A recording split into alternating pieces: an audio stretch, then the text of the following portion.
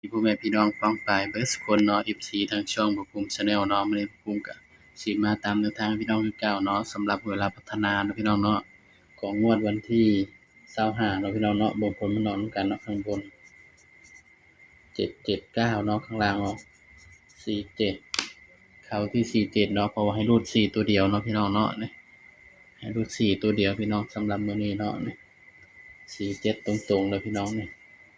สำหรับรูดเนาะสายรูดสายวิ่งก็คงสิปังเนาะพี่น้องเนาะนี่ รูด4กับเข้า4นะครับเนาะนี่รูด4เข้า4เนาะ4774ก็ถือว่าปังเนาะพี่น้องเนาะสำหรับแนวทางเรามื้อนี้เนาะเพราะว่าลงให้แบบด่วนๆเนาะพี่น้องเนาะลงให้6 โมงเลยเนาะพี่น้องเพราะว่าเลิกงานมามันก็ค่ำแล้วเนาะเพราะว่าบ่ค่อยได้มีเวลากลับห้องนะพี่น้องก็เลย บ่ได้ลงแนวทางให้เนาะสำหรับบ้านเขียวกับปังตัวนี้พี่น้อง79เนาะสำหรับบ้านเขียวเข้าที่7997เนาะนี่สายด่วนเนาะปล่อยสายด่วนให้ก็ถือว่าปังเนาะพี่น้องเนาะสำหรับบ้านเขียวเราปล่อยสายด่วนให้ก็ถือว่าปังพี่น้องแนวทางเนาะงวดวันที่27เด้อพี่น้องเด้อบัดนี้013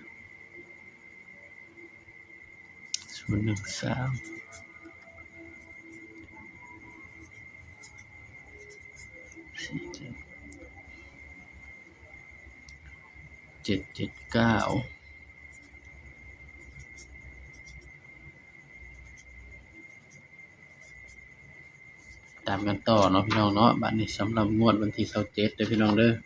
สำหรับมื้อนี้ก็ไผปังก็ดีใจนำเนาะพี่น้องเนาะ47ตัวเดียว47เนาะรูด4นี่พี่น้องมา447เนาะถือว่าปังเนาะตามกันต่อบัดนี้งวดวันที่27เด้อพี่น้องงวดวันที่27กุมภาเนาะพี่น้องเนาะงวดสุดท้ายข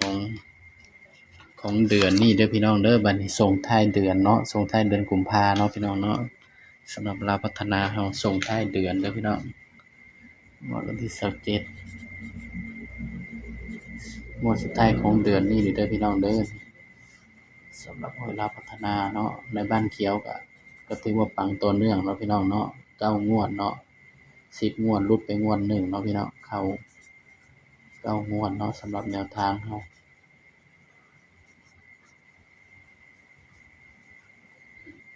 ตามกันต่อเนาะสายด่วนก็ถือว่าปังเนาะพี่น้องเนาะสายด่วนมื้อนี้ก็ถือว่าปังเนาะ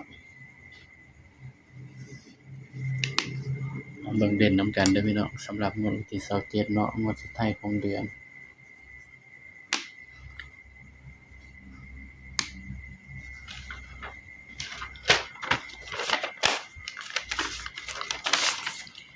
มื้อนี้มันออกเนาะพี่น้องนี่26นี่ก็มาอยู่พี่น้องแต่ว่ามันอยู่ข้างหน้าเนาะอยู่เมืองลาวนี่แท้เมืองลาวก็ได้เนาะ26 47 79 8 12 19 26 35เท่ากับ35 8กับ9 8 15 6 7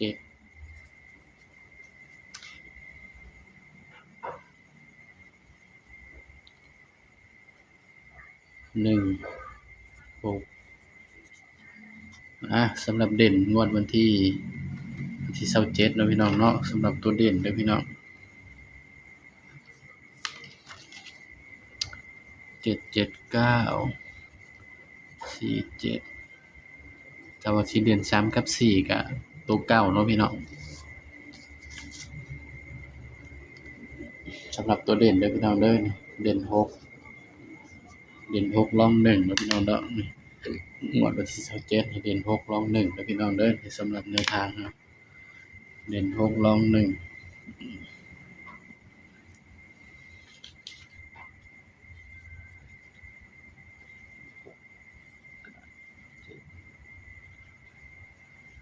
บัดนี้ก็มาจับคู่แล้วมาปูเด้อพี่น้องเด้อนี่งวดสุดท้ายของเดือนเนาะพี่น้องเนาะถ้าว่าสนใจแนวทางอื่นก็สามารถไปบ้านเขียวได้เด้อพี่น้องเด้อบ้านเขียวก็มีปล่อยสายด่วนให้เนาะพี่น้องเนาะสายด่วนก็ปังจากทุกงวดเนาะพี่น้องเนาะสำหรับสายด่วนเรามาจับตัวเด่นนำกันก่อนพี่น้องสำหรับเด่น6เนาะถ้า6มาพี่น้อง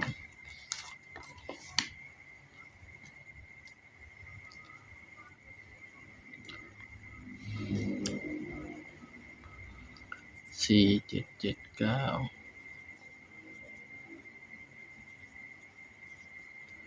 ถ้า6มาเนาะสิมีพี่น้อง60 63 65 60 63 65 67 1เนาะ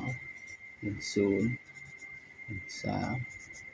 15 17กันไว้2คู่เด้อครับเด้อสำหรับตัวกันเนาะ69กับ19เด้อพี่น้องนี่คือตัวกันเด้อพี่น้องเด้อส่วน8นี่บ่าวบ่ได้จับให้เนาะพี่น้องเนาะ8นี่สำหรับ8ให้เป็นชุด3ตัวเด้อพี่น้อง861สำหรับตัวเด่น6เด่น6เด้อพี่น้องเด้อสำหรับแนวทางเนาะงวดวันที่27เนาะพี่น้องเนาะย้ำว่าตัวเลขก็เป็นเพียงแนวทางเด้อครับเด้อมีเข้ามีหลุดเนาะพี่น้องเนาะมักก็ตามบ่มักก็เลื่อนผ่านเนาะบ่าวก็ให้เพื่อเป็นแนวทางเท่านั้นเนาะพี่น้องเนาะสำหรับคลิปนี้เนาะก็ฝากคลิปนี้เท่านี้แล้วพี่น้องเด้ออย่าลืมกดไลค์กดแชร์กดติดตามบ่าวภูมิ Channel นี่เด้อพี่น้องเด้อสำหรับตัวเด่นกันเนาะนี่คือว่าเนี่ยพี่น้องเด่นตัวแรกกับ8กับ9เนาะเด่นตัวที่2ก็8 8 8บวก7 16 15ได้6กับ7 8 6 8 7บวก สำหรับท้ายคลิปนี้เนาะก็ฝากให้พี่น้องปังๆเนาะพี่น้องเนาะอย่าลืมกดไลค์กดแชร์ด้วยพี่น้องเด้อแต่ว่าสนใจแนวทางอื่นก็สามารถแอดไลน์มาได้เนาะพี่น้องแต่สนใจแนวทางอื่นเนาะพี่น้องเนาะก็สามารถแอดไลน์มาได้เนาะลงให้คู่มือเนาะสำหรับแนวทางเนาะพี่น้อง ID ไลน์ก็คือ095 081 0827 ID ไลน์เด้อพี่น้องเด้อนี่095 081 0827เนาะสามารถแอดไลน์มาได้เนาะพี่น้องเนาะ1ใบแดงต่อเดือนพี่น้องสนใจก็แอดไลน์มาได้เนาะพี่น้องเนาะสำหรับคลิปนี้ก็ฝากไว้เพียงเท่านี้เนาะพี่น้องเนาะอย่าลืมกดไลค์กดแชร์กดติดตามบ่าวภูมิ Channel นี่เด้อพี่น้องเด้อสำหรับคลิปนี้ก็สวัสดีครับ